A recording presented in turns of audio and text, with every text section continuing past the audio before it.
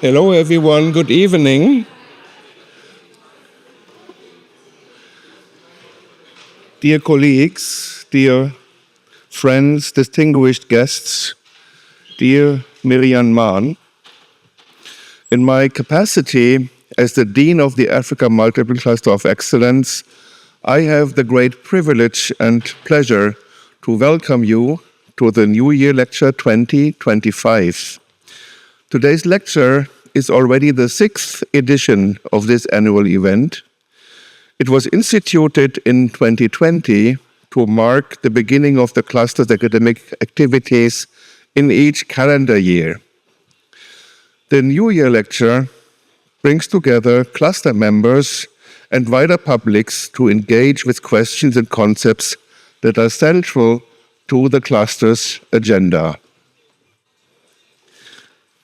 Our speakers so far were all recruited from within the cluster.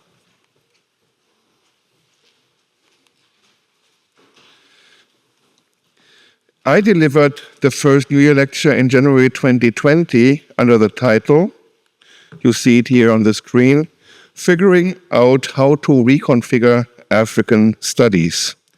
For the 2021 edition, we had to move online due to the COVID-19 pandemic, and Professor Ute Fendler, deputy spokesperson of the cluster, delivered the lecture about polyrhythmic gestures, relational perspectives on, from, verbal, audio, visual, and performative arts across the African continent. In 2022, the event was once again held virtually, and Professor Peter Simatei, director of the African Cluster Center at Moi University in Kenya, gave a lecture titled Ways of Knowing Africa, African Literature and Shifting Imaginaries. And I'm sure many of you remember the first post-COVID New Year lecture of 2023, when Professor Sabelo Jane Lovo-Gaceni, the cluster's vice dean of research at the time, presented his 10 challenges in reconfiguring African studies. Yet another highlight came in 2024 when we invited the chair of the cluster's advisory board, Professor Akosua Odomako-Ampofo from the University of Ghana, to give the New Year lecture, complemented by a response from another member of our advisory board, Professor Grace Musila from the University of the Witwatersrand in Johannesburg. The title of Professor Odomako-Ampofo's lecture was Crazy Things, Can We Be True to an African Agenda and Survive in Today's Academy?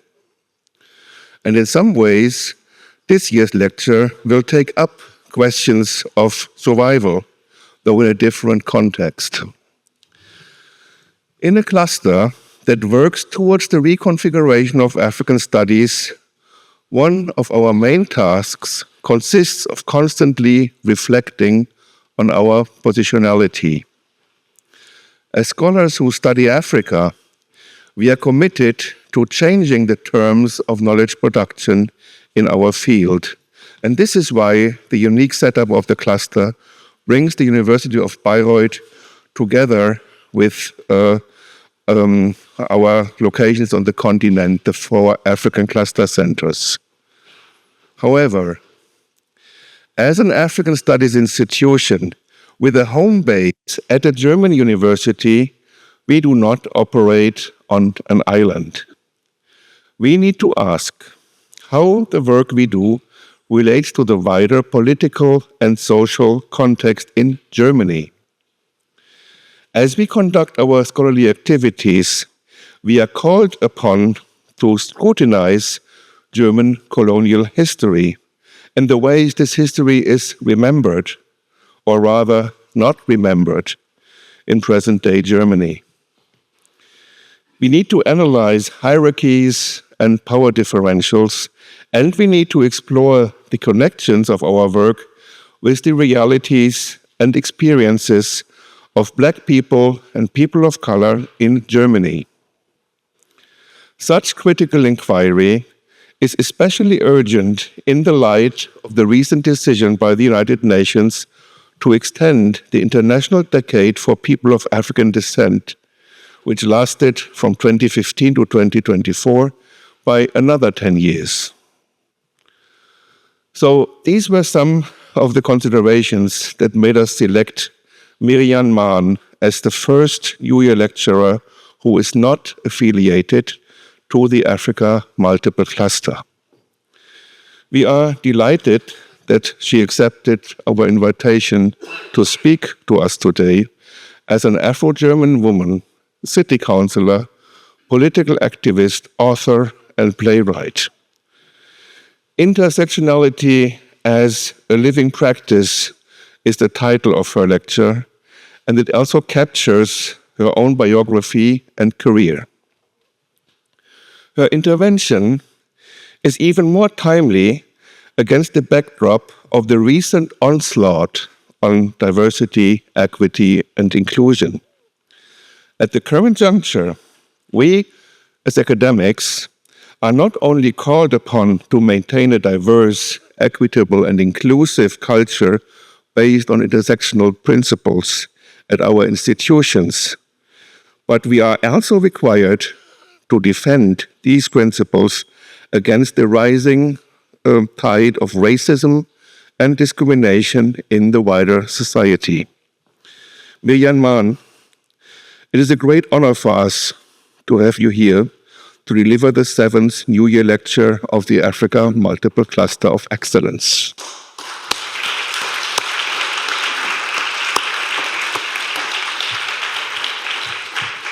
So, before proceeding to the presentation of our speaker and the context, I have to announce a change to the program.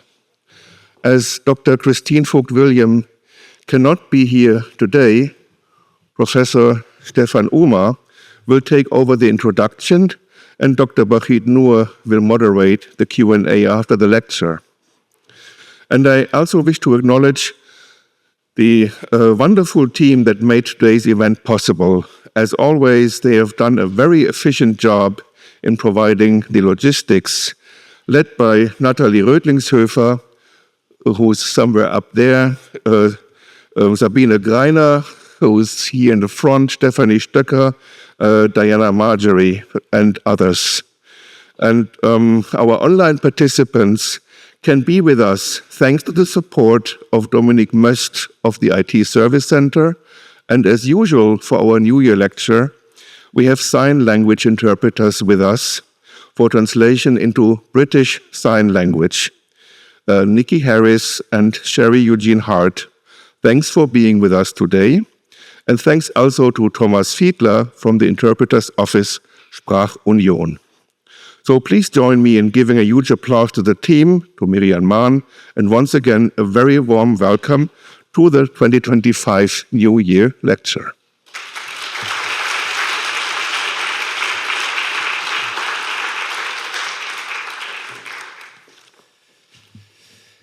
Good. Yeah, thank you very much to the Dean, to everyone coming, everyone making this possible, especially to Mirrianne Mahn for joining us today. It's a real honor to welcome you to Bayreuth, to this New Year's lecture.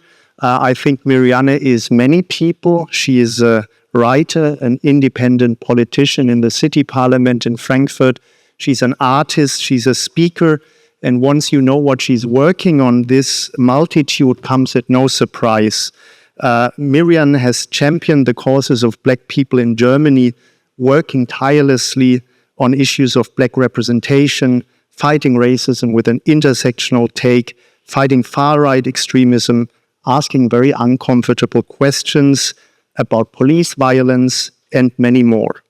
Racism does not always come with bald heads and combat boots. Sometimes it emerges right from the middle of society, including sometimes left liberal circles.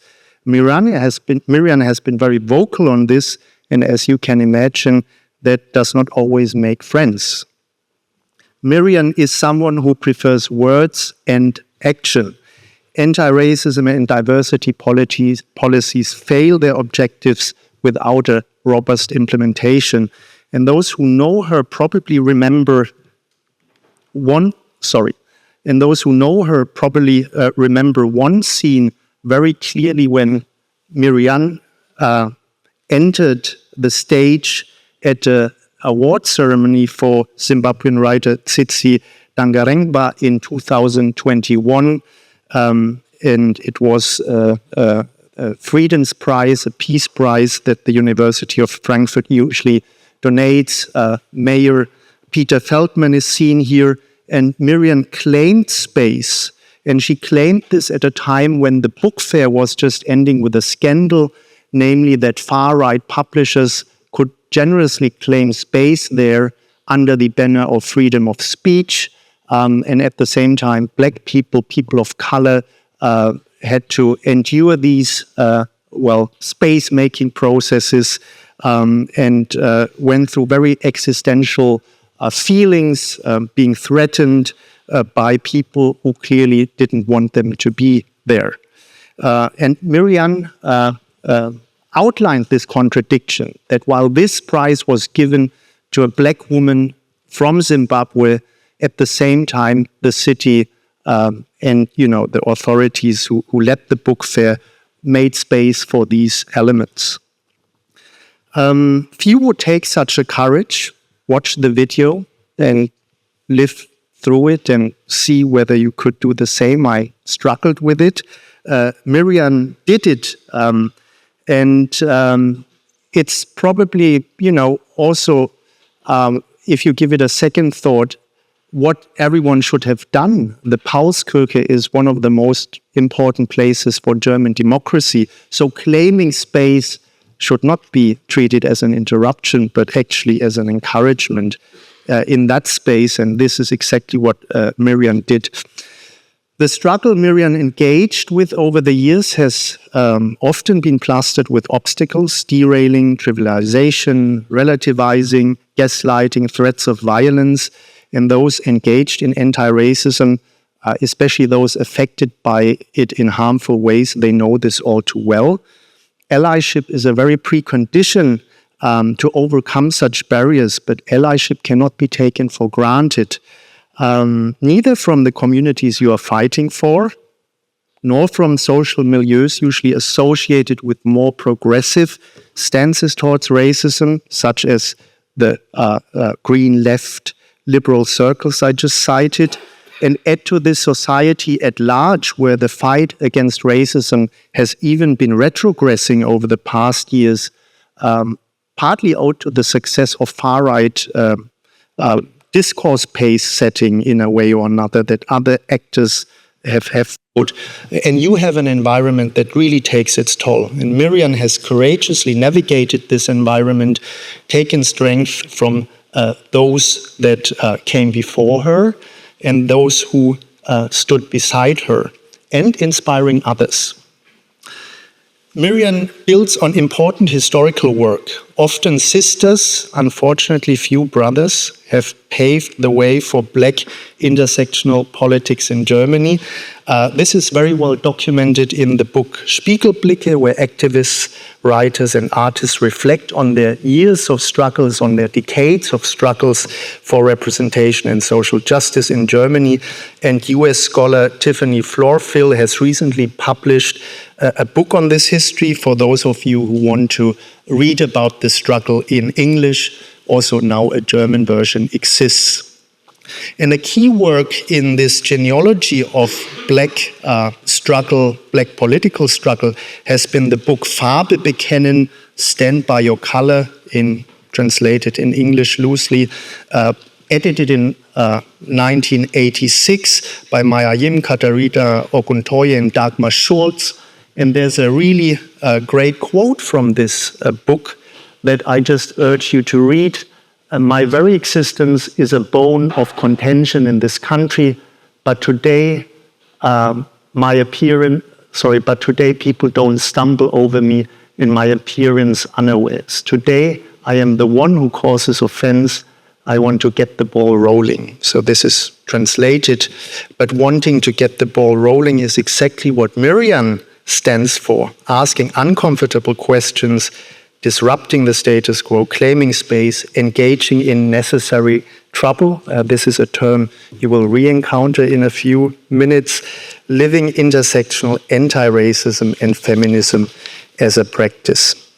I think you also have been thoroughly inspired by women in your own family, such as your own mother, despite sometimes diverging generational takes on the issues of racism in white majority countries. And Mirrianne's autobiographical first book, Issa, speaks to this.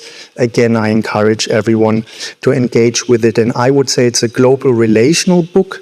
It connects biographies and struggles across continents. And here at the Institute of African Studies, during my tenure as a steering committee member and now as a co-director, together with my colleague Gabriele Sommer, we have decided to give such topics more space. We need to tackle doorstep issues in their global entanglements, and as Mirrianne will tell you in a minute, she also has been very active in the Frankfurt Parliament to help ban racist imagery and words in the cityscape. This connects her struggle to what goes on in other cities. Right now, about 10 German cities have, in a way, banned, so there are variations of banning the M and the N word in their cityscape, which doesn't mean they just disappear, but at least it's a stance.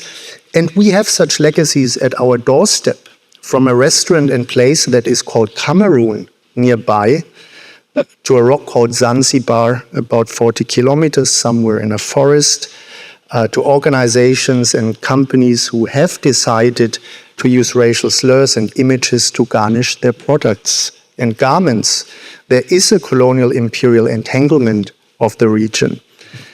And Bayreuth needs to face it. And I think we have made some progress here, but sometimes I wish we would have a Mirrianne in the city parliament.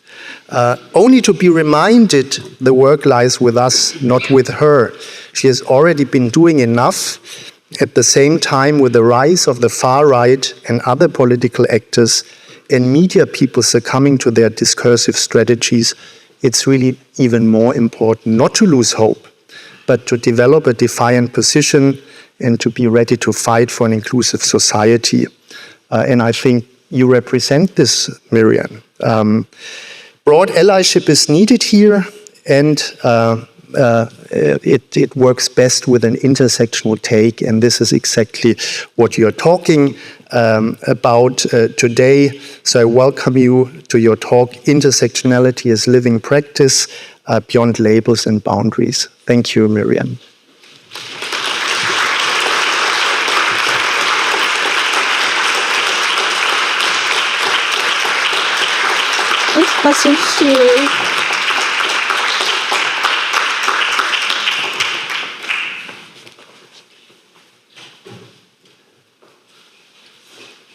Test, test, test. Okay. Hi, everyone. Thank you so much for having me, and thank you for this very, very warm introduction speech, Stefan. I'm truly touched. I feel seen. Dear guests, dear colleagues, it is an honor to stand before you today and discuss a topic that is so dear to my heart and that weaves through my whole life, as Stefan just beautifully put. Intersectionality as a living practice. At a time when nationalists and discriminatory ideologies are sipping into mainstream discourse, it is imperative that we challenge ourselves as individuals, as cultural practitioners, as a society, to confront the forces with clarity and with purpose. When I arrived in Germany in 1998, my grandparents, Ruth and Rainer Offenbrink, may they rest in peace, were determined to make me the best integrated and whitest Black person in the country. They dragged me from opera and classical theater productions to the next, introducing me to Goethe, to Schiller, and the other great poets and thinkers of Germany. My teacher eventually had to explain to them that the Broken Jug by Heinrich Kleist and the Buddenbrooks by Thomas Mann were not exactly appropriate reading material for a fifth grader. And then there were the museums, so many museums. The blur together in my memory because there were simply too many. Once I asked my grandmother why we needed to put all these stuff in museums. She told me, museums show us where we come from, who we are, and where we are going. Oops, sorry. Back then, I didn't fully understand. Today, I don't think that I understand and take from that sentence she told me so many years ago what she meant back then. May she rest in peace once again. But still, I would say that sentence is true. Where we come from, where we are, and where we are going. Today, in my work I do, my mom often asks me, especially after reading another article or seeing me debate on TV and losing my cool, with a mix of curiosity and concern, why do you make your life harder, my child? Why are you always arguing with white people?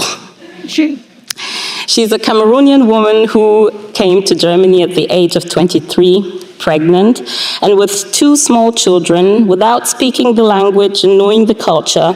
She did not come to this country to fight any battles.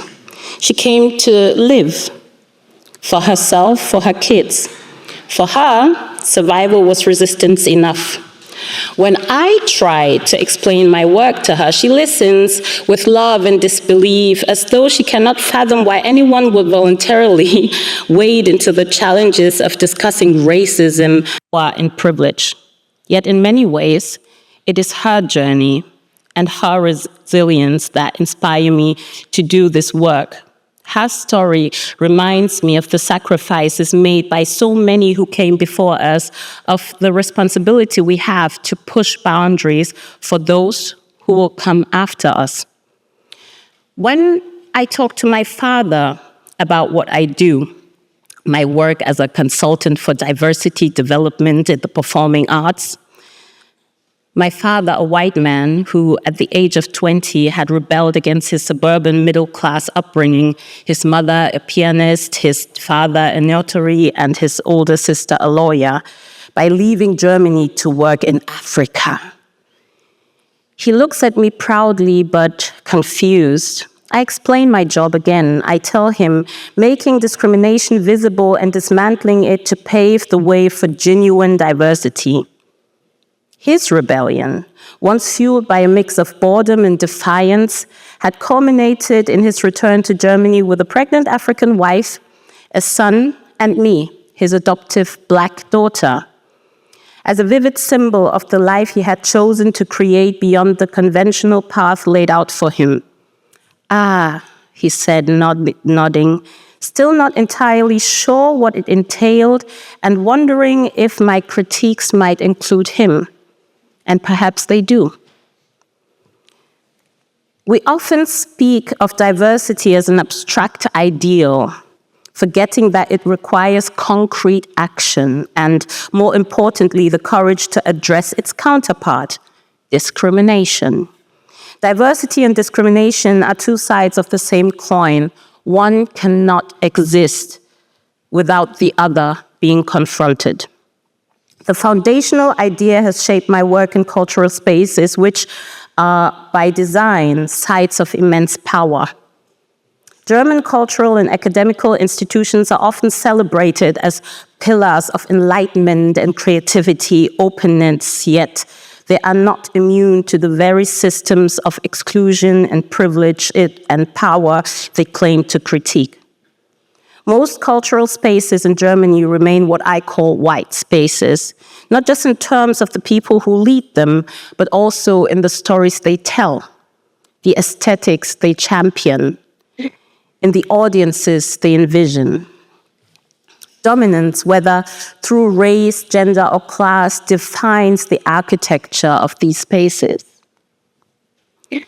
So, when discussing these imbalances, we must also speak of privileges, a word that often triggers resistance. And we must also speak of violence and oppression because, again, they are two sides of the same coin. The culture that Germany takes such pride in is deeply shaped by violence against others. Our glittering museums, which we view as pillars of education, are bursting with looted artifacts stained with blood.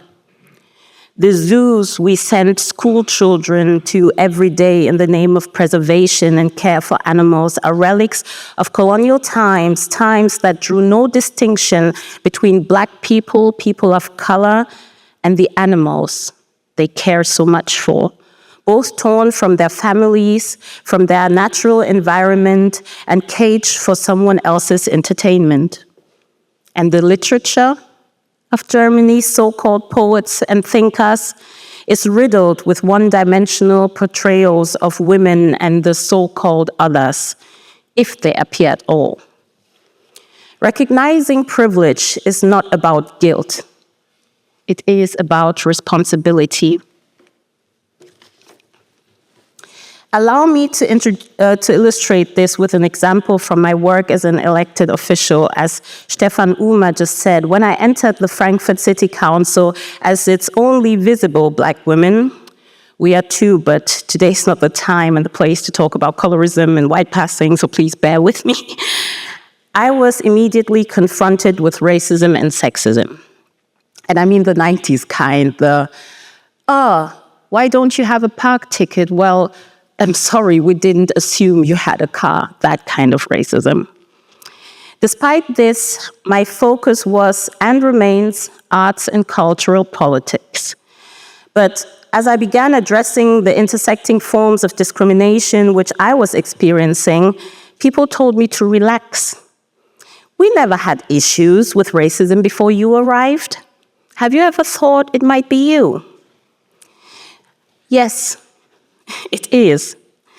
This sentiment reflects a broader societal tendency to silence those who disrupt the status quo. It is often emphasized that I must remain calm and professional and even rational when discussing racism. One could argue that I can be emotional and right at the same time, but I digress. Imagine, I assumed the majority of white people couldn't remain neutral and composed while discussing sunburn. I cannot fathom what it feels like to return home after a day at the beach with blistering red skin and skin peeling off your shoulders. But these are not my experiences, and yet I would find it only natural to offer sunscreen on a sunny day or frozen peas for relief after a sunburn. Not because I enjoy the sensation of greasy hands or because I happen to have leftover peas from my freezer, but because I am a rational and empathetic being. I do not need to experience sunburn myself to show compassion for those who do, but I digress. Yet, as John Lewis, the great civil leader, once said, never ever be afraid to make some noise and get into good trouble, necessary trouble. So I did. Intersectionality, a term coined by Kimberly Crenshaw in 1989, provides a framework for making this necessary trouble. It allows us to examine overlapping systems of oppression, racism, sexism, ableism, and others, and to act to marginalize individuals and communities. This concept is not merely theoretically for me, and it shouldn't be for any of us. It is a lived reality and a practical tool for change. It informs my activism, my cultural work, and everything in my writing. One of the most challenging and transformative moments in my activism as a politician was when I introduced a motion to ban the use of the N-word and the M-word in Frankfurt's institutions, in public institutions, in Frankfurt schools. The resistance I faced was immense. I remember wanting to give up more than once, overwhelmed by the hostility and the dismissive arguments that labeled my efforts as overly sensitive or unnecessary. But I persevered, knowing that this was about more than just a word. It was about creating a baseline of dignity and respect so that people like my mother would not have to debate their humanity with white people. After 6 months and countless heated debates, particularly with members of the FDP, the motion passed, even though in a somewhat diluted form. Today, the N-word is no longer accepted in Frankfurt schools or official buildings. And I do not believe that this means the fight for racism is over. Far from it. I am under no illusion that a single policy can undo hundreds of years of systemic oppression. Don't get me wrong, but what this victory represents is a refusal to keep having the same conversations over and over and over. It is a step towards ensuring that the dignity of marginalized communities is not up for debate. When the motion was finally brought to a vote, I delivered a speech to the parliament that encapsulated my beliefs in translating intersectionality theory into political practice. I went on to highlight that structural racism is not visible as a hate crime or slurs shouted in the streets. It is polite. It is rational and often hidden behind claims of traditions or bureaucracy. It wears ties. It wears high heels. It speaks calmly. Structural racism it tells us that banning a word doesn't change anything in your life, therefore it is not worth the effort.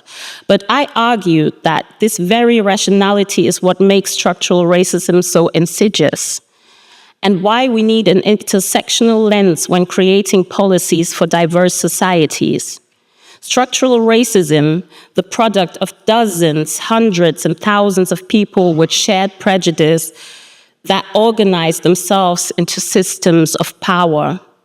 It is an impenetrable white framework that demands conformity and silences those who deviate from it. I shared my frustration about the double standards I face as a Black woman speaking against racism, how my tone was policed, how my anger was dismissed as irrational, and how my presence alone was considered disruptive. Yet I emphasized that my goal was not to create discord, but to demand accountability. Intersectionality, I concluded in that speech, is not just an academic concept, it is a call to action to recognize the interconnectedness of oppression and to challenge it wherever it exists, whether on the streets, in our schools, or in this very parliament. That would be the last time my party let me speak in parliament for over a year. When I wrote my debut novel, Issa, it was more than a creative endeavor. It was an act of self-healing, a desperate act of self-healing.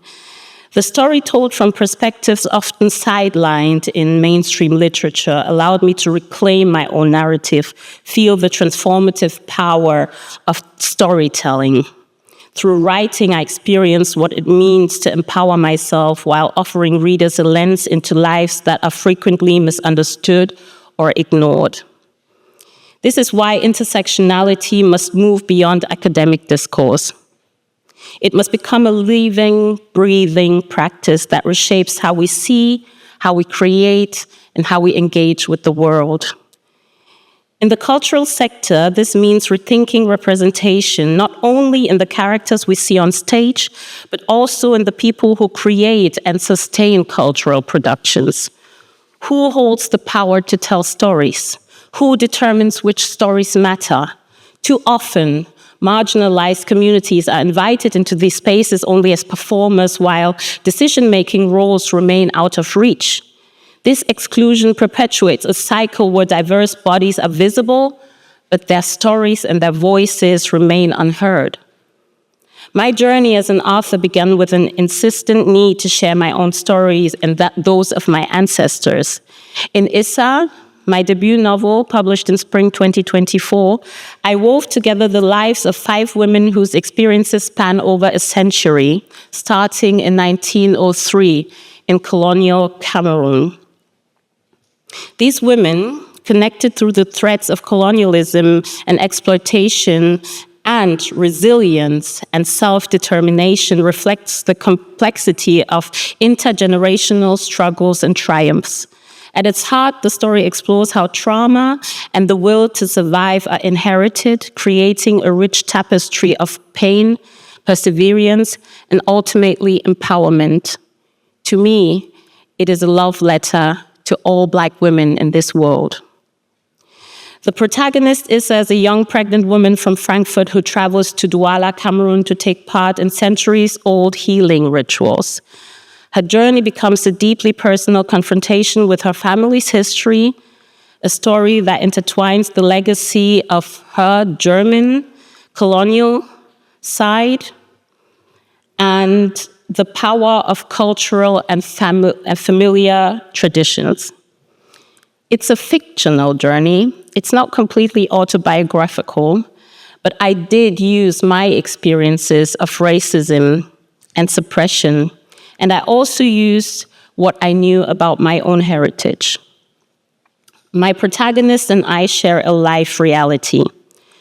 Writing this novel was as much an act of storytelling as it was an act of self-discovery and an act of activism. Publishing Issa was a transformative milestone for me. As a debut author at a traditional German publishing house, Rowohlt, I found myself navigating a world of privilege and influence that felt both empowering and disorienting. For the first time, I experienced what it meant to have a predominantly white, powerful institution invested in your success. It felt good.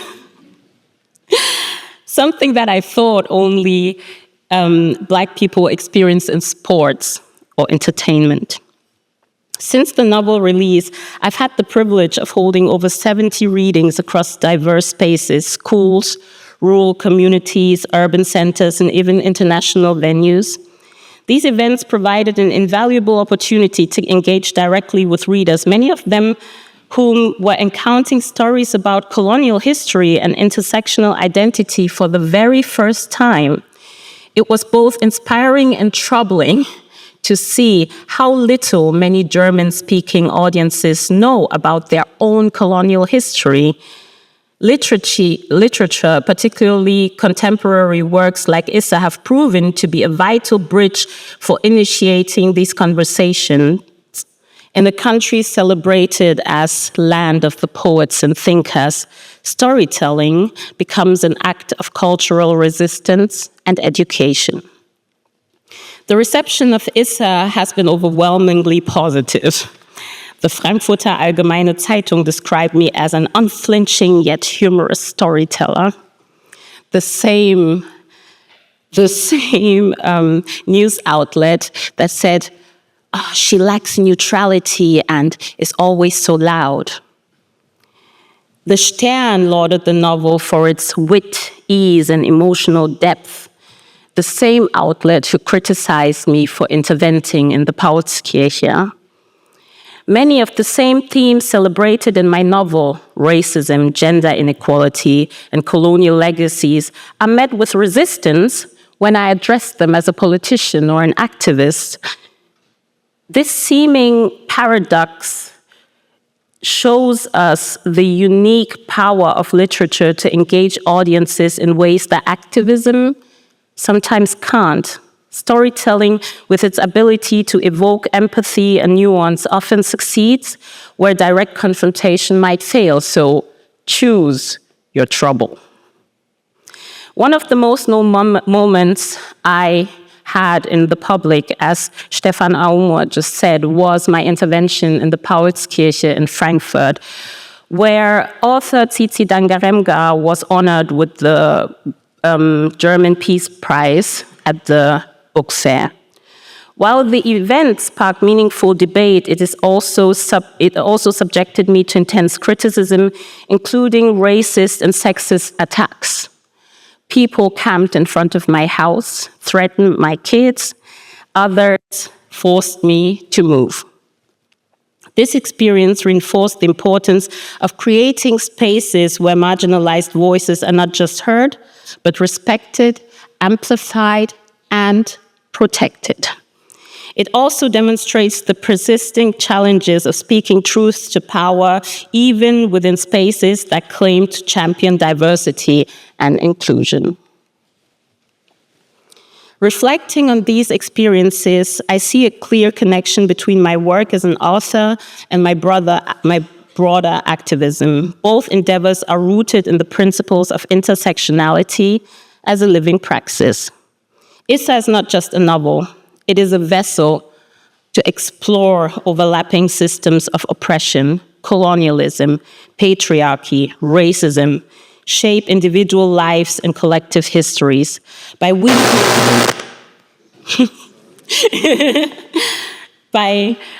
weaving these themes into a compelling narrative. I sought to make these complex realities accessible to a wide audience, creating a space for dialogue and reflection. The act of writing Issa was also deeply personal. It allowed me to reclaim my narrative and to process the complexities of my own identity as a Black German woman with Cameroonian roots. As Shimananda Ngozi Adichie famously articulated in her TED Talk, The Danger of a Single Story, the stories we tell or fail to tell shape our understanding of the world and each other.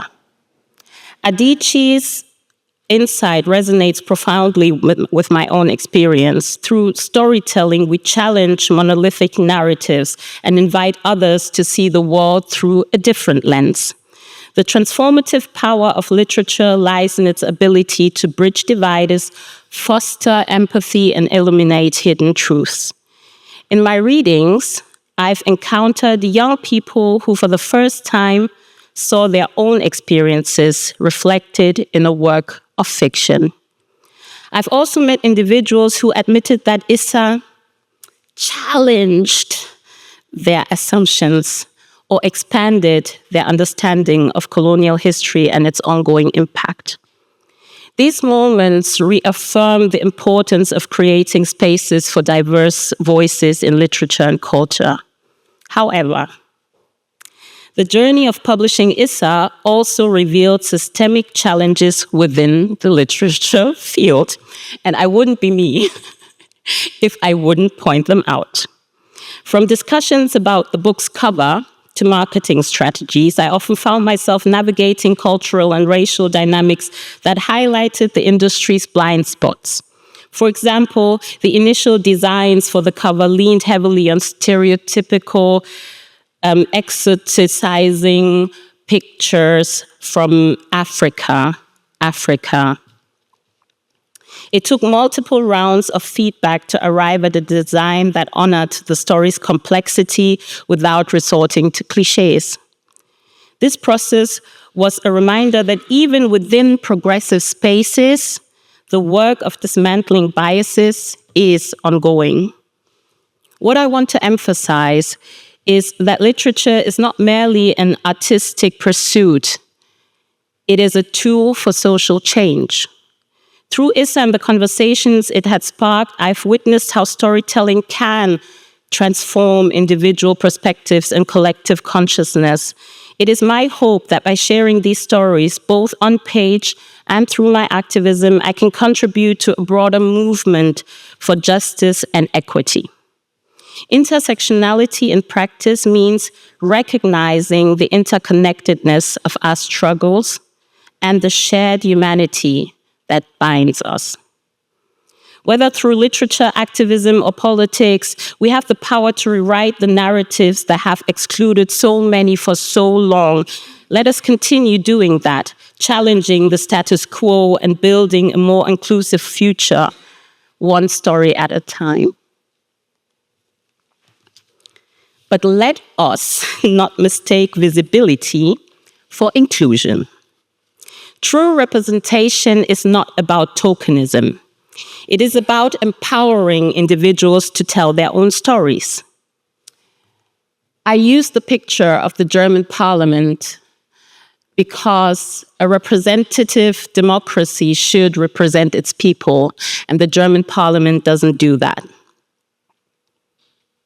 True representation is about empowering individuals to tell their own stories, free from constraints of dominant narratives.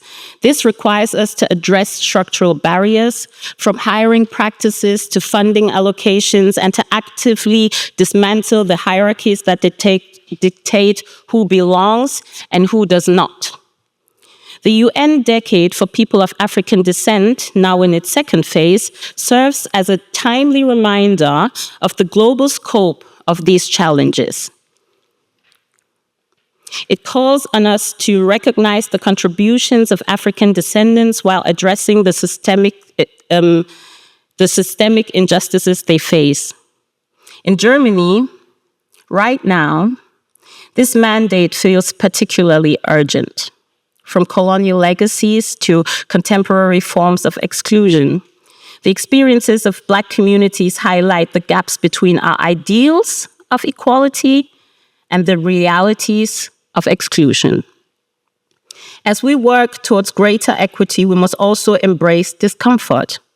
Challenging deeply ingrained systems of privilege and discrimination is not easy, nor should it be. Discomfort is a necessary catalyst for growth. It compels us to question our assumptions. It compels us to engage in difficult conversations and reimagine the spaces we inhabit. It brings me back to the idea of necessary trouble. Making cultural spaces truly inclusive requires us to disrupt the way things have always been done. It demands that we listen to marginalized voices, not as an afterthought or when the shitstorm on Twitter arrives, but as a guiding principle from the very beginning. It requires a shift from performative allyship to genuine collaboration, where power is shared and all perspectives are valued. To ground this idea in history, let us consider the work of pre-colonial African feminist traditions and the extraordinary women who embodied them. One such figure is Funmilayo Ransome-Kuti of Nigeria, often referred to as Mother of Africa. She was born in the 1900s. She was a prominent anti-colonial activist and leader in the fight against British imperialism. She organized women through the Abwekuta Women's Union, one of Africa's most significant women-led resistance movements. The union fought against unfair taxation, colonial exploitation, and the marginalization of women in Nigerian society. Ransome-Kuti's efforts were not merely about gaining political recognition, they were about reclaiming dignity. There it is again, dignity and agency for Nigerian women. Her leadership was deeply rooted in the gender balance structure of many pre-colonial African societies, where women played central roles as traders, as spiritual leaders, and political figures. For example, in the Yoruba culture, women often held significant economic power and governed markets, which were the lifeboat of their communities. This balance of power between genders was systematically eroded by colonial structures which imposed patriarchal norms and diminished the roles of women. African feminism, or as I like to call it, pre-colonial feminism, reminds us that colonialism was a child of patriarchy, just as capitalism spawned its many offspring: sexism, racism, ableism, anti-Semitism, and queerphobia. And yet, thanks to the work of so many people, some maybe even present here today, we know that feminism is far from a Western invention. Women from the global South have been practicing it long before the term existed, embodying principles of equality, of justice, and community resilience that continue to inspire us today. As I conclude, I want to leave you with this thought. Intersectionality is not a checklist on a box to tick. It is a way of seeing the world, a commitment to justice and practical empowerment, whether on a stage, in a novel, or on policy debate. It challenges us to recognize and celebrate the complexity of human experience. It calls on us to rewrite the narratives that have excluded so many for so long. So let us make some noise. Let us embrace the discomfort of change. And let us work together to create spaces where everyone can belong, not just in theory, but in practice. I want to conclude by honoring the women whose shoulders I stand on, women who have paved the way in activism, politics, and academia, inspiring generations to fight for justice and equity. Some, as you can see, are still living, because I think we often lack to give all these role models their flowers while they're still with us.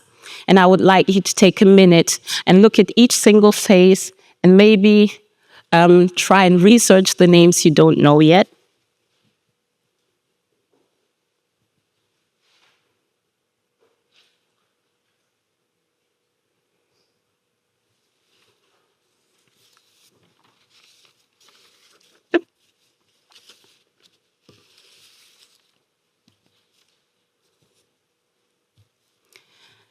This list is my personal list, and of course it is not exhaustive, but represents my selection of women whose work has deeply inspired me.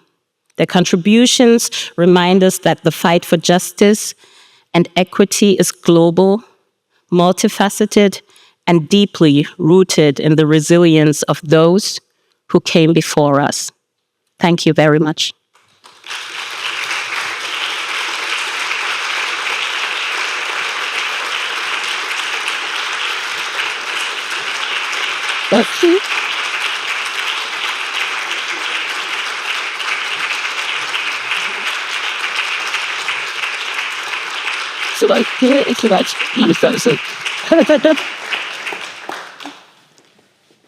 Thank you very much, Mirrianne Mahn, for this edifying and thought-provoking lecture, which very much resonates what we do here in Africa Multiple Cluster of Excellence, trying to reconfigure African studies.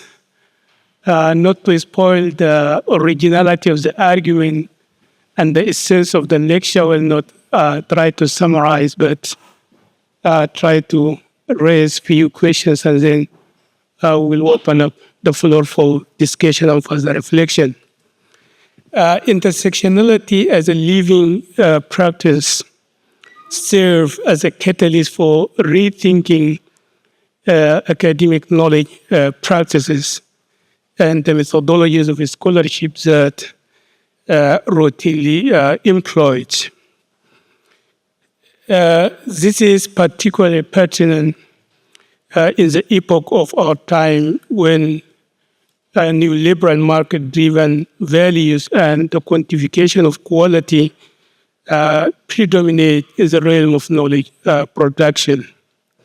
In such a time, intellectual representation often serve to uphold the prevailing socio-political and cultural norm rather than challenging them, resulting in a disconnection from the present issues that afflict the marginalized societies, communities, or groups.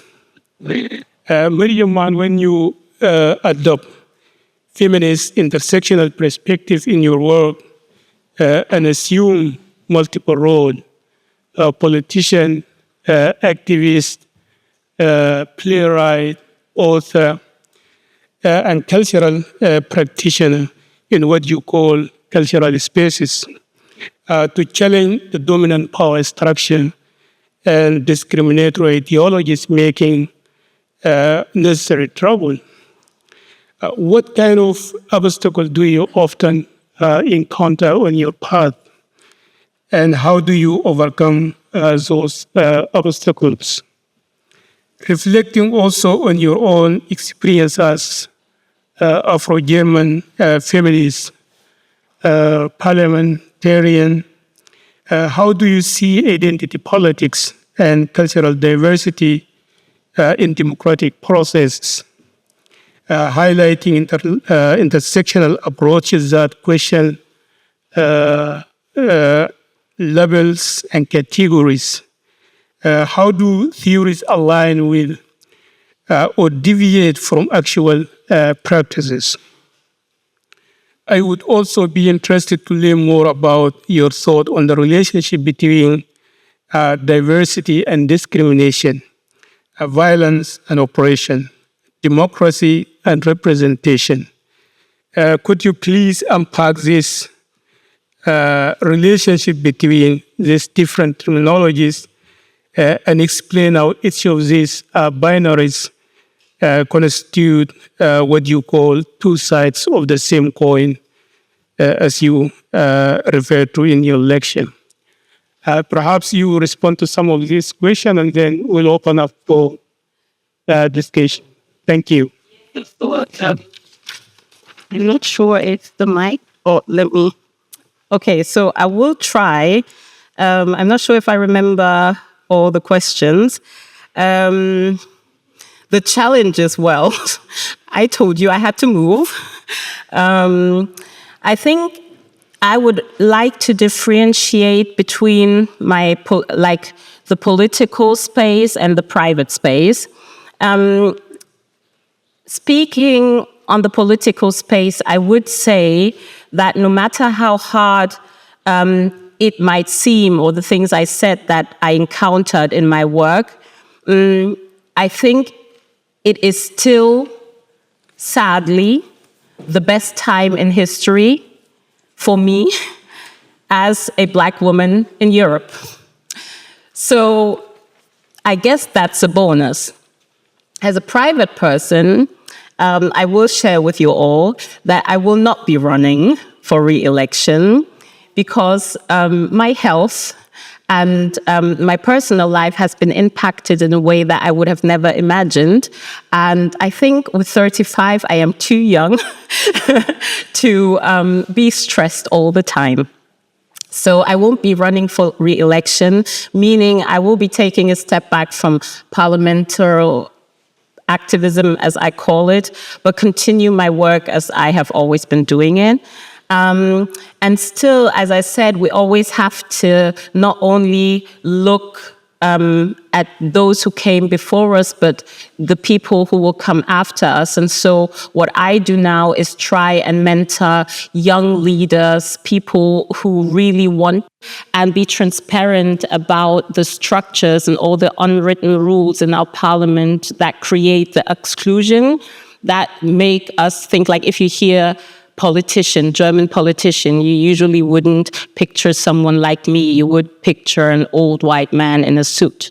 And trying to dismantle these prejudices and empowering other young people to enter these spaces is what I will keep doing, because I think recognizing your own privilege as a marginalized person is part of intersectionality and is, to me, one of the most empowering parts of intersectionality, knowing that even though I might have to kick the door down to enter the room, I will make sure to keep a foot in the door, that it never closes again, and to let as many others come after me as possible. Saying this, in this January, that feels like 2 years, looking at the political discourse. And did I forget, can you help me? What was the other question? The binary question. Oh, yeah. Yeah, well, I think that's easy, though. the relationship between, or why I always like to use the term of the two coins, is that diversity is a word that everybody uses and everybody loves. I've even seen certain right extremist parties talk about diversity. Diversity makes us feel good, and we try to avoid looking at the other side. And I think if we ever encounter certain words that used to be, that people used to maybe resist being used in mainstream, it should always give us a moment to pause and think about it. Diversity is being used without really the deeper meaning of it, and that's why I stopped using it and I started using anti-discrimination. And I think we wouldn't be talking about diversity if there wasn't discrimination. The Green Party wouldn't have to focus and always stress how diverse they were if there wasn't discrimination. Let me keep it like that. Thank you very much once again. So we open the floor for questions, comments. Please introduce yourself before I proceed to ask your question.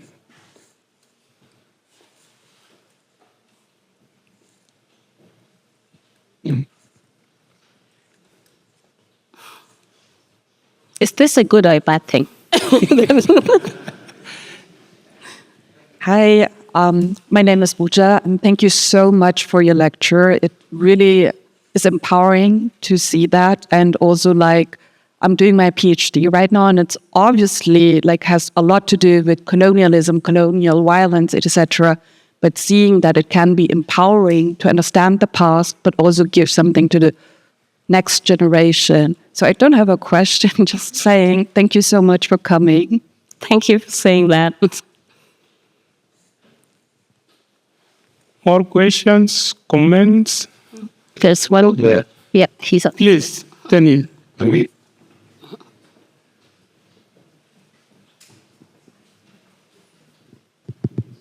Thank you very much for the wonderful lecture. My name is Daniel. I'm an international fellow at the cluster from Kenya.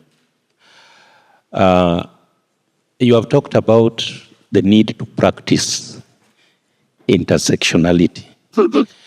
And this has made me thinking about some work I'm doing somewhere with other colleagues on xeno-othering. Xeno-othering, that means othering other, creating identities of others based on, So, given that, from your experience, and given that most of our actions are first conceptualized as thoughts, and then we translate those thoughts sometimes into words first, and then into actions. If we were to practice intersectionality as you have advocated for, don't you think the starting point should be a linguistic reengineering? I'm talking here about things like Schwarzfahren, Things like what? Excuse me? Schwarzfahren or black market. I can give many blacks. But so a linguistic, don't you think that we need to, the starting point would be a linguistic reengineering? Because if the language was neutral and not discriminatory, then probably our thoughts and our actions and our worldview. Yeah, thank you. I think I understood.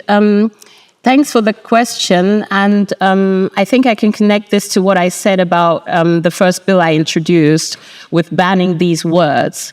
Of course, I know that just by saying these words should be banned doesn't really change something, but I think that not more using them is an action, plus it doesn't cost us a cent.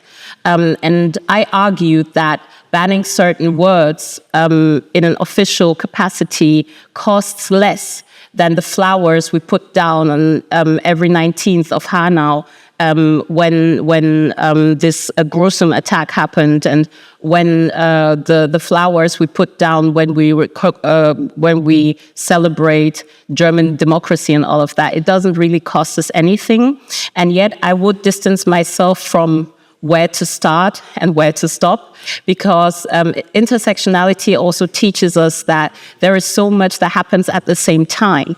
And we can walk and chew gum at the same time. We can do different things at the same time. And I think, yes, language is a very powerful thing. It is a powerful tool, and it can be used as a weapon. I don't know, but I'm also reluctant because I have the feeling that by concentrating on one thing, something like the language, we miss the big picture and the goal. And to be honest, I have been invited to talk to very high-ranking politicians about the N-word.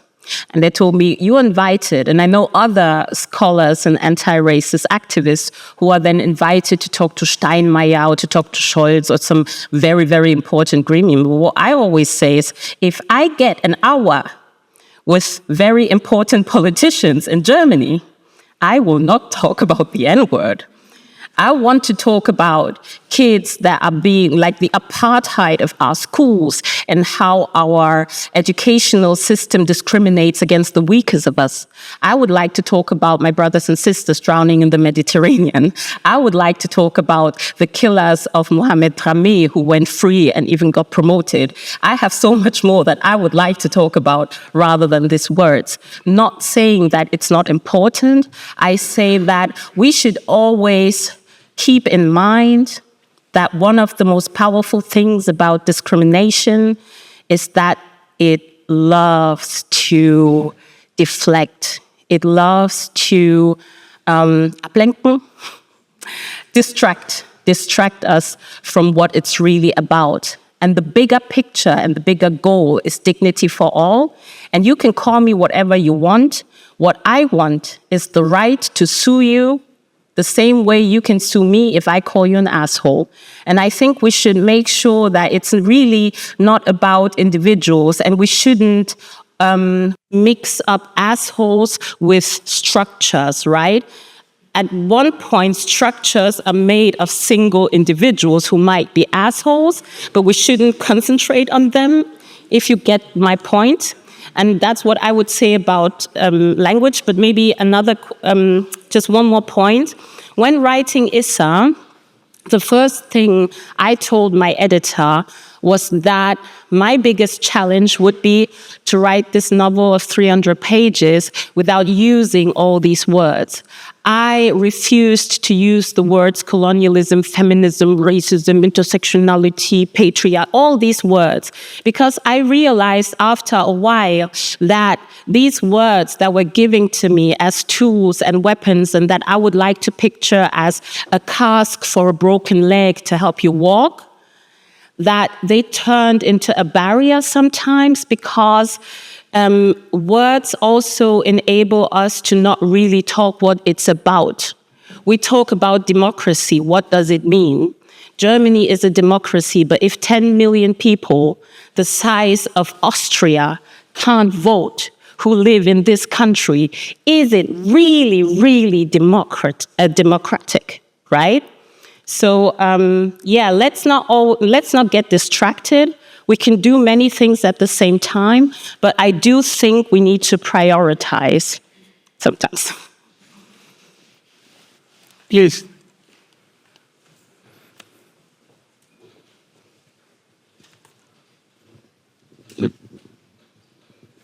I had a question about the novel, Issa, and the research that went into that, because you mentioned that it wasn't completely like personal experiences. So what were some of the things you drew on to tell stories about how women would have experienced the colonial era, say, a century ago? Like, what information did you draw on, and just more on that process? Yeah, the thing that really inspired me to write the book happened years and years ago. I had never really pictured myself as an author, and definitely not as an author of fiction at first. But through my activism, that was always addressed towards discrimination, and especially anti-Black racism in Germany, that when I started my journey wasn't a thing. Nobody spoke about it, right? You would be happy if people even spoke about racism. So what I did was spend a lot of time in archives and in the basements of our museums and zoos. And the good thing about Germany, and I'm very happy about, is our bureaucracy. So we make sure to write everything down. And so there are very, very detailed records of German colonialism. And seeping through these records, where you had a shopping list of a museum sent, just like I would write a shopping list for my daughter to go to Rewe, they would write a shopping list for certain, I don't even want to say what was on that list, to collect. And then you had all these letters and exchanges between colonizers that were down in Africa with the German government, or with newspaper outlets and so on. And they were sometimes deeply disturbing. And I would like to trigger warning, quote one postcard I stumbled upon. I think it must have been something between 2016 and 2018. And then there was a postcard of a German soldier in Cameroon writing to his mom, liebe Mama, mir geht es gut, es ist warm, ich habe gestern 40 Kameruner getötet und ich glaube, ich bin verliebt. So he was just talking about killing Cameroonians, and he was talking about being in love at the same time. And then he started describing this woman to his mom, who he said was unnaturally intelligent. And, reading this and searching for facts and numbers to write a bill maybe, or to write a speech, or to, for something, we always need facts. These images always stayed in my head, and I couldn't stop but think of what that woman might have felt when this guy who killed her family assumed she might, in her wildest dreams, find him attractive. And that's always what's missing, the female perspective. So there were many of these little anecdotes, these footnotes, these nameless women that I thought, wait, if you ended up in the Bundesarchiv Hamburg, your name is written on a piece of paper, you must have been phenomenal in some way. And my goal was then to make sure to always take these women out of the footnotes. And after a while, this story started forming in my head. Because even if we have literature about colonialism, we speak about all these male freedom fighters and all these chiefs. And then, in Germany now we know the name of Rudolf Douala Mangabell, but we don't know the name of the women that stood beside him, behind him, and enabled him to be the person he was, that we can remember his name today. So at some point, always remembering the stories of my grandmother and my great-grandmother, and what they told us. My great-grandmother was a light-skinned woman, and I remember as a child, I always knew she looked different, and she had these light eyes, and the family never really spoke about it. Everyone knew she didn't have a father, but it was so obvious that who her father was, and that she was an act of violence, right?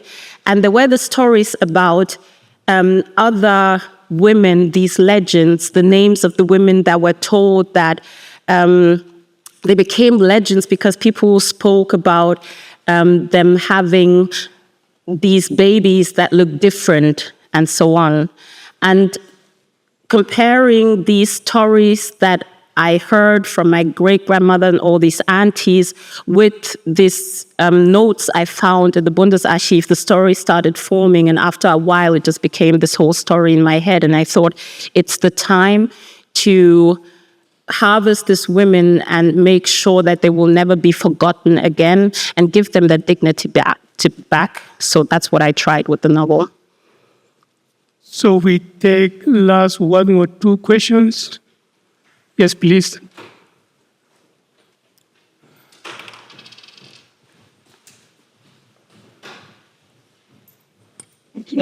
Well, thank you so much, Jutta Emes, Bauhaus Uni Weimar. Thank you so much for your very inspiring speech and your eye-opening ideas you spoke about. I really like the idea of intersectionality as a living practice, and I really want to you made me want to read your novel, Issa. I have kind of a different question. You've mentioned it, racism and discrimination happens every day, and oftentimes we don't even realize that there is racism and discrimination, even here at university. What would you recommend us how to spread the spirit, this idea of intersection and intersectionality, maybe only in a stepwise approach, or how should we multiply your thoughts, your ideas to Yes, of course. I wish I could give it in one answer, but to be honest, I pay my rent by telling people how they can live intersectional, and I think the time won't be enough, but I would like to say this.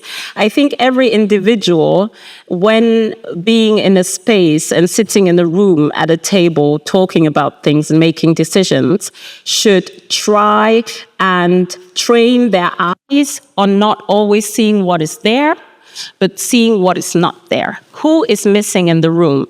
And I think that's the first step.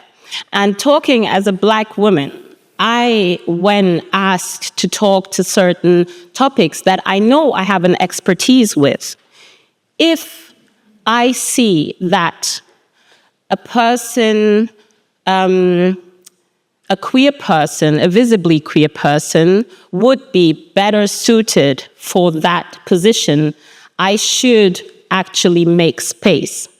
And I think that many people in power are so used to having everything belonging to them and not asking if things really belong to them or not, because it's always been that way, that sometimes we assume that we own things that we don't own and that maybe belong to other people. And if we start seeing spaces in that way, and trying to train ourselves. And I think it's something you can do. It's like jogging. You get better at it the more you do it. Training your eyes. If I have a reading for my book, I look at the venue and I ask myself if it's wheelchair accessible. I don't need a wheelchair, but I think that it should be important. And I think you can start with one thing and then broaden yourself, and you will get your life will get more stressful and you will be sad more often than now, maybe. But at the end, it helps to voice the voiceless, and the voiceless are usually the people that aren't in the room with you. Thank you. It's an attitude we should all learn and about it. One last question. Another last question. One last question. There. The young lady. Yes, please.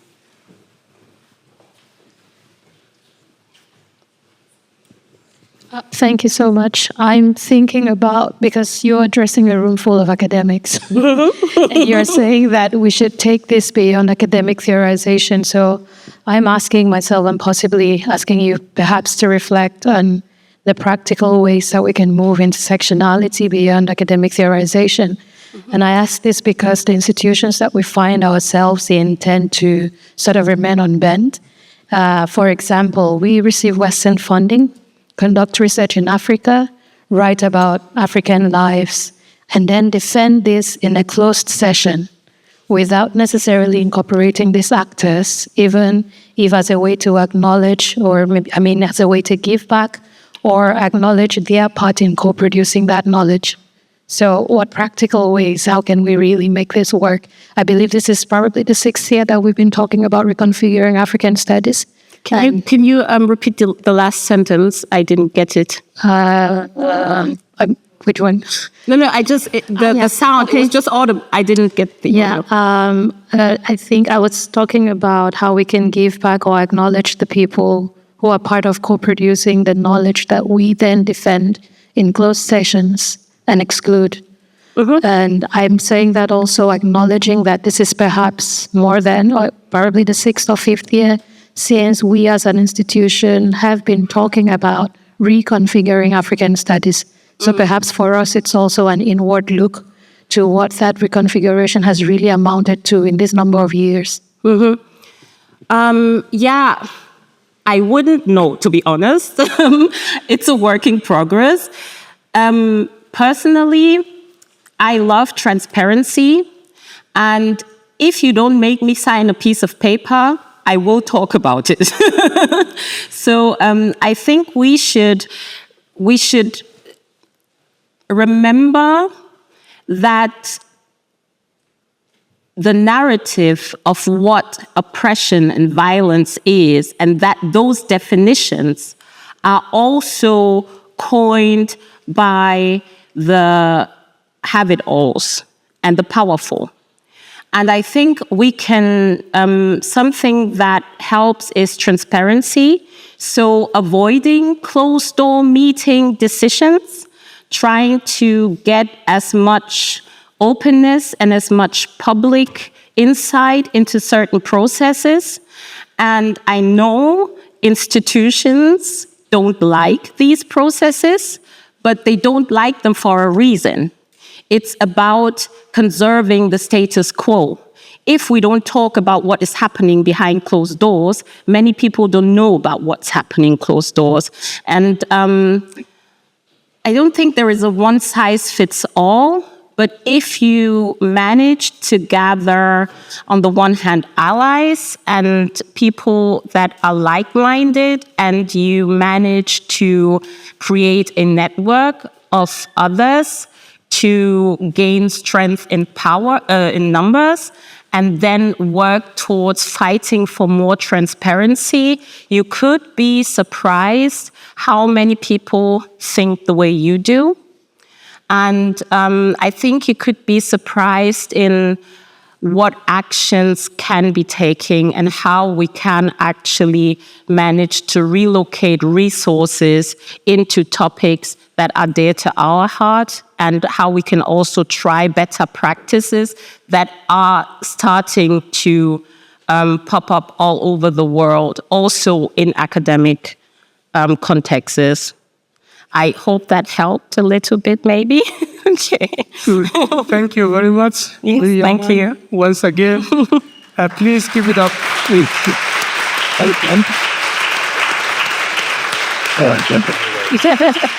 Thank you.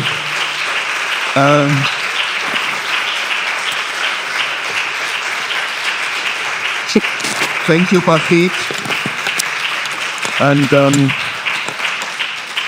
thank you, Mirrianne Mahn. You've given us plenty food for thought, and not only that, you've given us an agenda for action. And we are coming to an end of this part of today's event. It will be followed by a reception, but I ask you not to leave the room right now, because there's something coming in the interim. So please bear with us for a moment. I will ask Susanne Mühleisen and Christine Scherer to the stage. And in the meantime, I would like to thank you once more and ask you to come for a photo. And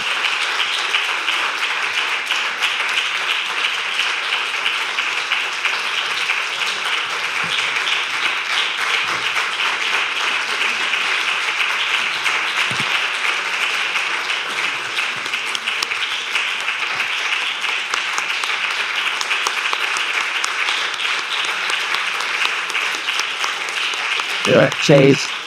Thanks a lot.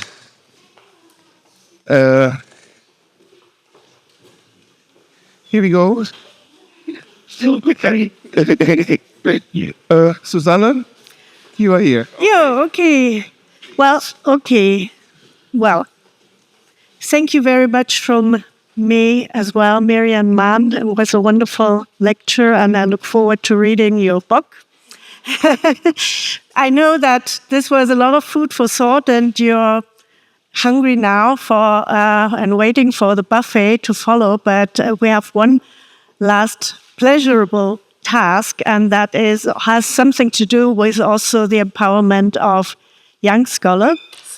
And it's my pleasure to honor 4 special people and also their collaborators who have contributed tremendously to making the cluster Africa Multiple excellent. So can I ask also Sarahwit de Bele, Kai Koddenbrock, Andra Mark Thiessen, and Joschka Phillips to join me on the stage. And actually, Christine should be here as well, because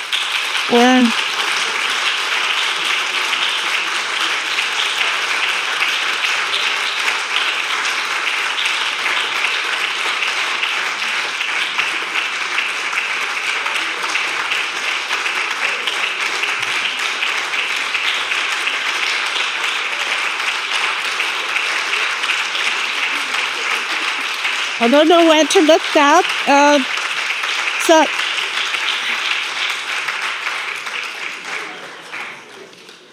Okay, why are we together on the stage now? I'm at the moment Vice Dean of Early Career and Equal Opportunity, and it was one of the structural objectives of the cluster to create new pathways to academic careers. As we know, the postdoctoral phase is a bottleneck in the career of academic, especially in the German university system. So to pursue this goal, the cluster established 4 independent junior research groups, which stand as one of the pillars of the cluster's early career support strategy. And actually, one of the predefined denominations here was also intersectionality. So this ties in also very well with what we've heard today. So each of the cluster's junior research groups consists of 3 members, 1 postdoctoral scholar, a group leader, and 2 doctoral students recruited and supervised by the postdoctoral group leader to work on a joint project for a 4-year funding period. That was the idea, and that was what was then applied for in 2020. So you, Dr. de Bele, I'm talking in alphabetical order, so not Professor Koddenbrock, Dr. Mark Thiessen, and Dr. Philip, you were selected as junior research group leaders in a highly competitive process out of more than 40 applications. So all of you started your junior research groups in 2021 and have excelled in your different fields. Now you as a group, and also as an individual, I would like to honor your work, or the work of the groups, which is now like 3.5 to 4 years on its way. It's not finished yet, so this is not a farewell honoration. So I would like to also honor your individual achievements. And I would like to start with Dr. de Bele, Sarahwit de Bele, who is the leader of the junior research group Sexualities, Political Orders and Revolutions in Africa. So your research stands out for its unique integration of interdisciplinary methodologies, intersectional approaches, and epistemologies of the Global South. You offer in-depth, analytically compelling insights into the lived experiences of non-normative genders and sexualities, navigating a contested and ethically challenged field with impressive skills. Dr. de Bele's research bridges diverse academic disciplines and theoretical perspectives, creating innovative cross-disciplinary connections. By also incorporating non-Western concepts and theories, she challenges simplistic North-South or Africa-Europe comparisons. Instead, she also brings in questions of religion, ethics, and decolonial thought into feminist and intersectional discourse. This enriches conventional perspectives and also broadens the relevance of the work across the humanities and social sciences. Her work not only enhances academic understanding, but also challenges traditional boundaries, making a significant impact both in Africa and globally. A key aspect of her approach is her engagement with local audiences in Ethiopia, where she disseminates her findings in both Amharic and English, broadening the reach of her work. Dr. Debele's ability to move between the disciplines, forging new paths rather than adhering to established one, distinguishes her as a groundbreaking scholar.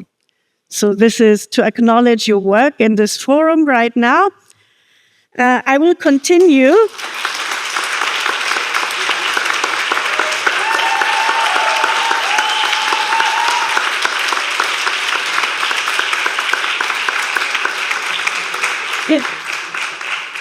Thank you very much. I think I will continue, and then maybe you also want to share a few words, or should we do it like one by one? No. We haven't really tested that. Okay, I'll continue now, and you can think about what maybe you want to say. I will continue again in alphabetical order with Professor Kai Koddenbrock, who is leader of the junior research group, The Political Economy of Monetary and Economic Sovereignty in West Africa, Compared. Professor Koddenbrock's highly acknowledged research into how financial and monetary systems shape economic policies in West African nation states and the CFA's role offers original perspectives. His work stands out for its focus on the often overlooked intersection of international relations and political economy, shedding light on how colonial legacies continue to influence financial policies and institutions. This unique angle not only fills a significant gap in political science, but also offers fresh insights into the enduring effects of colonialism on economic systems in the Global South. His research tackles the complexities of financial systems and their impact on economic policy, offering a much-needed critical lens on the colonial roots that still shape financial institutions today. This makes his work highly relevant in today's discussions about global economic structures and their historical foundations. Kai Koddenbrock's contributions to this field of a political economy are already having a measurable impact both nationally and internationally. And his critical approaches, which challenge conventional thinking, are poised to become highly influential also in the future. So this is Jack Halbert's work.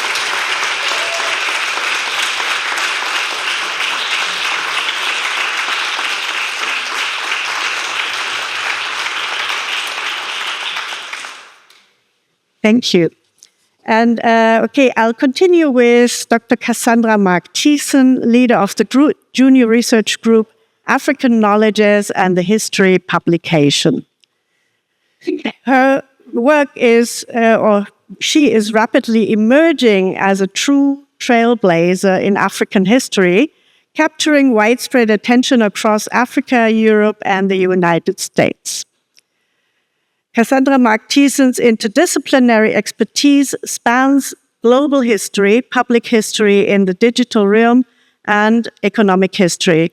And what truly sets her apart is her deep integration into a vibrant scholarly community where her innovative contributions to digital history and media archives are making waves. Her pioneering work on African media history is not only reshaping the field, but also setting the stage for exciting new trends and perspectives. Dr. Mark-Thiessen's research brings profound depth to vital discussions on global knowledge production, decolonization, and African history. She skillfully grounds these conversations in rich historical context, moving beyond simple historicist conclusions to offer fresh, thought-provoking insights. A key aspect of her work is the integration of African diasporic perspectives, enriching her research and offering a more inclusive view of African history. Beyond her academic achievement, Dr. Mark-Thiessen's impact extends also to civil society, where her work has proven transformative. Her dedication to bridging academia with real-world applications underscores her commitment to social change. With her groundbreaking scholarship and far-reaching influence, Dr. Mark-Thiessen is undoubtedly a rising star whose contributions will continue to shape the future of African history and beyond. So.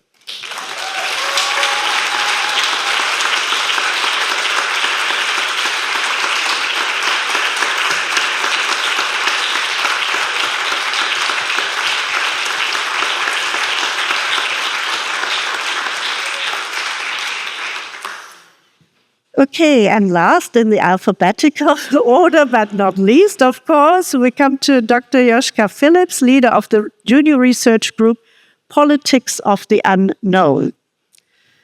So Dr. Phillips' work in sociology is nothing short of groundbreaking, making highly innovative contribution to the sociology of knowledge and offering a fresh, exciting approach to the study of youth. By using youth as a lens to explore positionalities in the context of uncertainty, he shines a light on how young people navigate societal crises, an area that is both timely and crucial. His research tackles a central sociological question: how is social cohesion and order produced, maintained, or at times dismantled? Dr. Phillips' exploration of this topic goes beyond Africa, offering insights that resonate with the broader field of sociology. What, in addition, also sets Dr. Phillips apart is his impactful work on insecurity, where he's also played a role in the development of a theme for the renewal application in the Africa Multiple Cluster of Excellence. This accomplishment highlights his ability to tackle complex issues with depth and originality. The committee now, which is part of the early career, we also recognize Dr. Phillips as an emerging scholar who is destined for even greater achievements in both sociology and African studies. Your unique insights and forward-thinking approach make you a high flyer, poised to make a lasting, transformative contribution to the field of our years to come. Dr. Phillips is undoubtedly on the path to becoming also a leading voice in sociology, with an influence that will continue to expand and shape academic discourse. Thank you.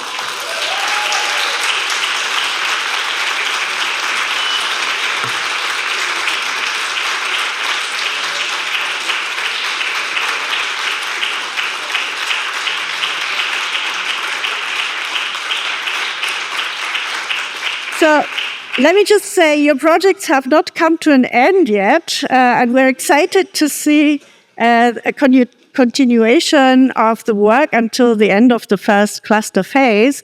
But this is now the opportunity to appreciate you also as a group. And this also should include your doctoral students and collaborators, and to also acknowledge your work and your achievement individually. So thank you for your invaluable contribution to the cluster.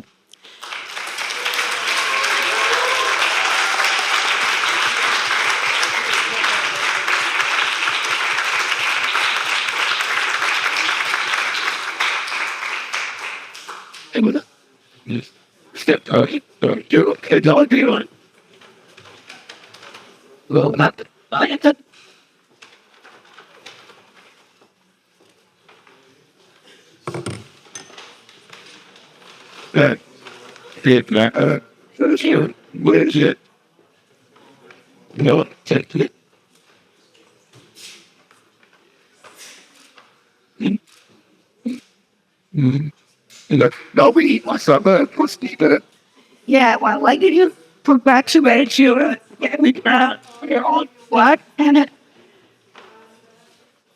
excellent. Yeah. No. Okay.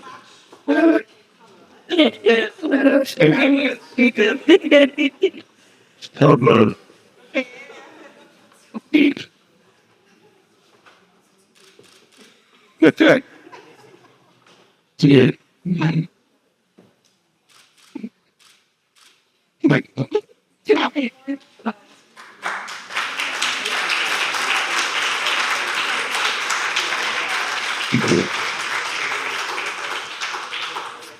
So we are now waiting for Ute Fendler to conclude the session. Ute.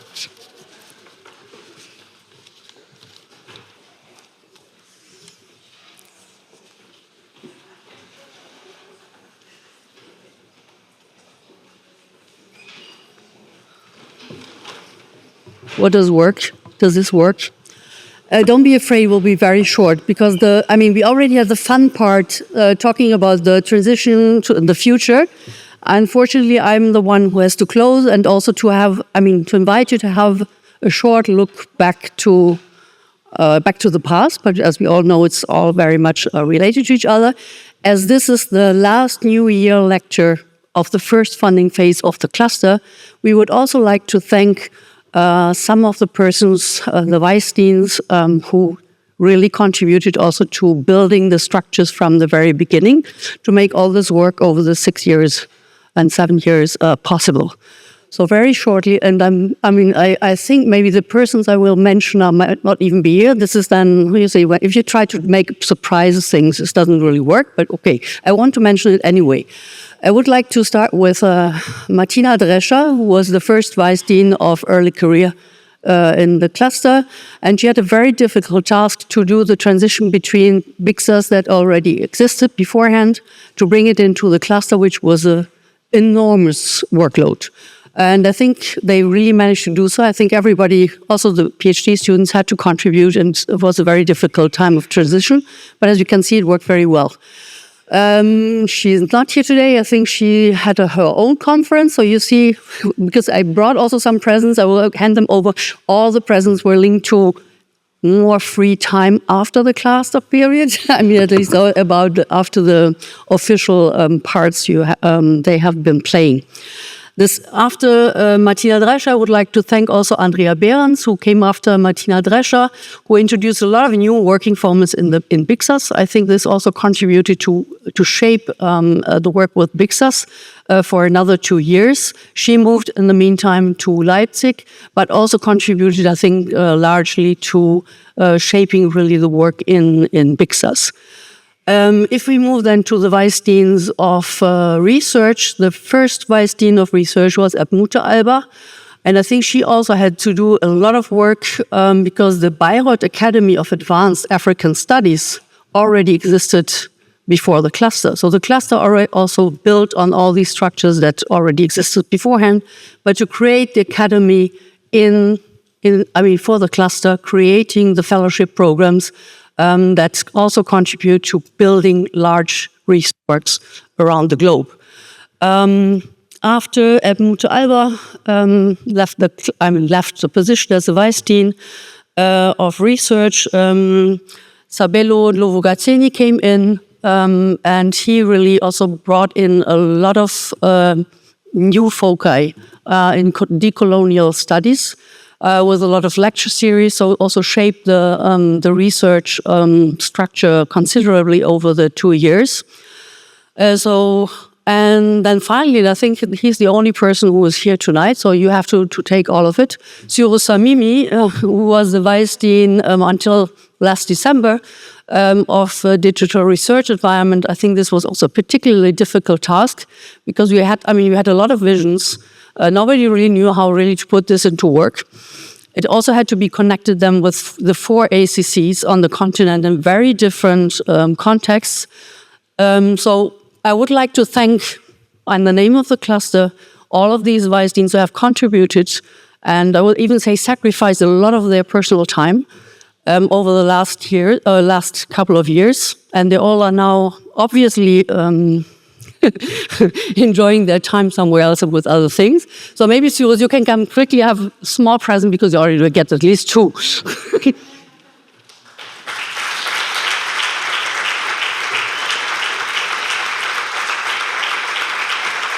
And maybe the others were following online. Okay, you will wonder what it is. I know that he loves riding the bike a lot. So there's a small bike to open beer bottles. So enjoy your free time, Jules. Fertig, nichts mehr.